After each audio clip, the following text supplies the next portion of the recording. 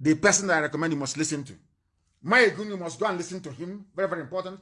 Efe or Wanogo, you must listen to her. Adobe Biafra, you must listen to her. Uforma Biafra, you must listen to her. Of course, you must go and listen to Simon Ekpa, who is doing a very fantastic job. Very great job that Simon Ekpa is doing. Very, very, absolutely fantastic job that he's doing. You must listen to him and share his videos accordingly. Very, very important. He is bringing a new dimension to this very awareness that we are making, and you must listen to him. Very, very important. Good morning, good afternoon, and good evening to you, depending on where you're watching us from. I'm Azoka OJ, and please subscribe to our YouTube channel. Follow us on Facebook, Twitter, and Instagram for more updates. There is something I want to quickly address based on that video. I'm not trying to settle scores between DOS and Simon Ekpa and co. But I think if this organization continues to go like this, then Nsobu Dekwano. When you outside as Amarifeneme, all these things, internal wranglings, quarrels. When you outside as Amarifeneme, then you people are joking. I won't get deep into this. I am not with any group. But as you've had seen in that video, Nnamdi Kanu at a point in time told you people you can listen to this and you can listen to this person and the other person. He feels these guys at that point in time contribute so much to the Biafran struggle by their various broadcasts, and he believes you also got to listen to them. That does not mean such people cannot change tomorrow and become enemies or oppose the struggle. As you can see, I don't say Uche Mefo is against Biafra, but Uche Mefo is no longer with you. Guys, several of them has left IPOB. They are opposed to IPOB. But today, I also look at somebody like Irania, where he is today. So I don't really believe because he recommended some people, they are remaining permanent saints. Ikukukuo afiko kuko. Nnamdi Kanu is in now somewhere, and several actors have emerged. I am not here to tell you who is who, but I will advise you to be on the side of caution, mending things rather than destruction. Don't believe all you hear because someone or some of these things, somebody told you this. It is more than meet the eye sometimes. I've had people apportion blames, make allegations against certain people, and even say some people conspired to bring your leader, Nnamdi Kanu. I will advise you not to count your eggs before they hatch. I so much like time. Time will always tell. Don't rush to make conclusions.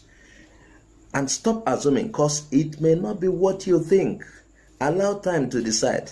Time has a way of settling and handling things. Though it takes time sometimes too. Stop accusing anybody. Focus on your goal and avoid distraction. This has been my position. Lots of people have approached me to react to the issue. I told them to wait. The impatient ones said I am biased and not sincere because I told them to continue to wait for time that I don't want to conclude on anything. Be careful, because that thing you had or thought could be a lie. So focus and forget distractions.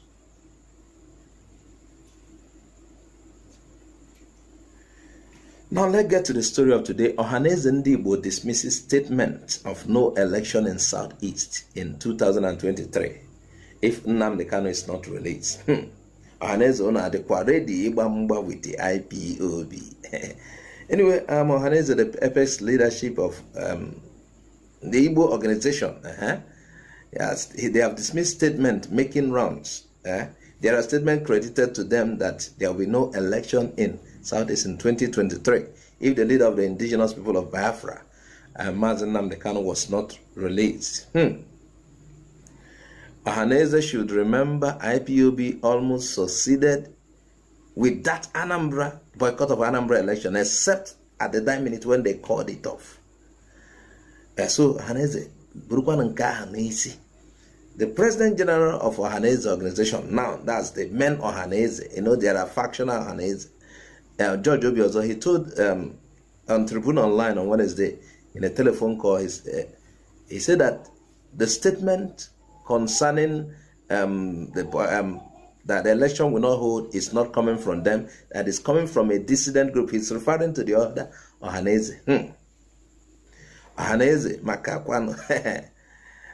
Onye ji igu ka ewu na-eso Ohanaeze.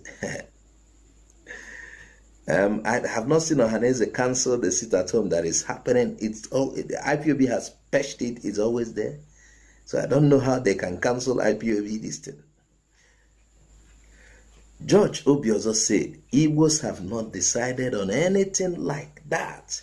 And Ohanaeze and Igbo will only speak when they hear voice of Alex Ogbonna. Alex Ogbonna is the current speaker. And he said the Isi Guzoro group, Isi Guzoro is on the other faction group. It's a fake group who are claiming to be Ohanaeze and Igbo.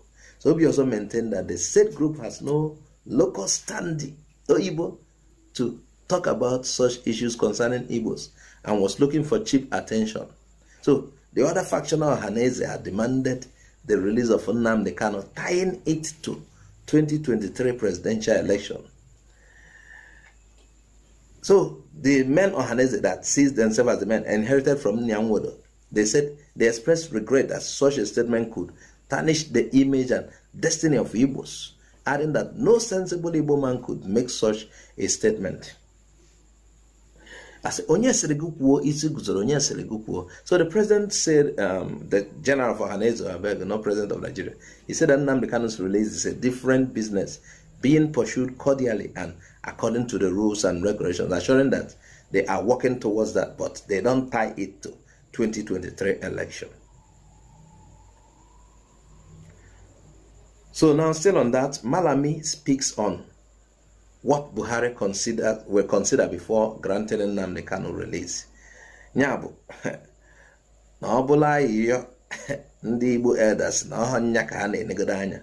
The Attorney General of the Federation and Minister of Justice Abubakar Malami on Thursday, he said President Muhammad Buhari will consider the interest of Nigerians in the call to release Nnamdi Kanu, leader of the indigenous people of Biafra, IPOB. Nyabu, interest in Ndugu siri na IPOB busiri ehi ha anu efi alolo as na IPOB busiri. So Malami said, by the way of general statement to the issues presented, he said the issue relating to Kanu and by extension IPOB, he said what I can tell you for certain is that the decision of the president is based fundamentally and at all times on public interest consideration. There's nothing like public interest, based on interest in Ndugu. He said, in the art of governance and what I have come to learn about the mind and heart of the President Muhammad Buhari is to consider the 200 million as against the limited people. If Oneku is simple, they are not willing to grant him freedom, as the North is kicking against that. Recently, some Igbo leaders urged Buhari to grant Nnamdi Kanu freedom. Now, based on what some people condemned what those Igbo leaders did, but I don't think it is wrong. They are demanding their sons release from who is holding the Nigerian power right now. The elders, led by a Minister of Aviation, former Minister of Aviation in the First Republic, Mbazduika Mwenchi, had made the call during the meeting with Buhari at the State House, Abuja. They urged the president to grant IPOB leader an unconditional release. And Kanu was rearrested, some people say kidnapped, in June 2021, and is kidnapped somehow. And he was repatriated to Nigeria to continue his trial before an Abuja Federal High Court. And following his repatriation, he has been locked up at the Department of State Services, DSS. And the IPOB leader is facing a trial before Justice Binta Nyako for charges based on terrorism too, if you will. Now, when they are telling you they are considering interest of 200 million Nigerians, what they are trying to tell you is, I think, if you ask me to say, to contribute on this matter, I think Buhari almost released Nnamdi Kanu. Buhari almost granted the request of the elders to release Nnamdi Kanu, until some northern elements started making noise that he has to face judgment, he has to do this, he has to do that. He destroyed their Efi that has destroyed our farms. He chased the Fulani herdsmen out of the forest because they are raping our women, doing all sort of evil. Now, these are the destruction, these are what they call destruction, that he didn't allow them to remain there and constitute nuisance to communities around. Now, Buhari is now considering all of these requests from the north. Buhari is not looking at the damages, the havoc constituted by these headers, because he too is a header. So he's looking at the request from the north now. So what this guy is trying to tell you is that when Buhari said he's going to consider the request of those elders led by Mbazurika Meshi, who visited him, now he's not just considering their request, he's considering a collective a collection of requests, mainly from the north. So, IPOB, I don't know what those are no si achozikwe onoma. Etu okwu asi adagosiri na ha achona ha henezikwa anya n'ihu, ha henezikwa na anya n'ihu, ha nwere ife achọrọ ime. Anyway, viewers, I would like you to add your comment, tell us what you think about the stories we shared. I'm Azuka Oja, I say bye for now.